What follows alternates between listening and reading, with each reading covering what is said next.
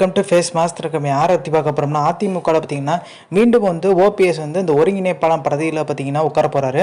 அந்த ஒருங்கிணைப்பாளர் பதவி கீழே பார்த்தீங்கன்னா மிகப்பெரிய லெவலில் இப்போ எடப்பாடி அணியில் இருக்க நிறைய எம்எல்ஏக்களே ஓபிஎஸ்க்கு ஆதரவு தெரிவிச்சுறதுக்கு முக்கியமான காரணம் எடப்பாடியோட செயல்பாடுகள். அவர் இந்த வேட்பாளர் நிப்பாட்டினது, தேர்வு பண்ணது, அது யாருக்குமே பார்த்தீங்கன்னா பெரிய லெவலில் விருப்பம் இல்லை. நிறைய பேர் பார்த்திங்கன்னா அறிமுகம் இல்லாத வேட்பாளர்லாம் பார்த்திங்கன்னா நிற்க வச்சுருந்தாருன்ற ஒரு குற்றச்சாட்டு இருக்குது. அப்புறம் அம்மா பார்த்திங்கன்னா இந்த தேர்தல் முடிஞ்சோன்னா யார் யார் என்னென்ன தவறு பண்ணியிருக்காங்க, ஸோ அப்படி உள்ளடி வேலை பார்த்துருந்தாங்க, அவங்களெலாம் நீக்கிடுவாங்க. ஆனால் இப்போ ஆலோசனை கூட்டத்தில் பார்த்திங்கன்னா ஏகப்பட்ட புகார் கொடுத்தும் யாருமே நடவடிக்கை எடுக்காமல் எடப்பாடி பழனிசாமி கண் துடைப்புன்றாங்க. அதுவுமே ஓபிஎஸ் என்ன சொல்லியிருந்தாருன்னா, அந்த 6 பேர் போய் பார்த்திங்கன்னா ஓபிஎஸ்ஐ இணைச்சா நல்லதுன்ற மாதிரி சொல்லியிருந்தாங்க.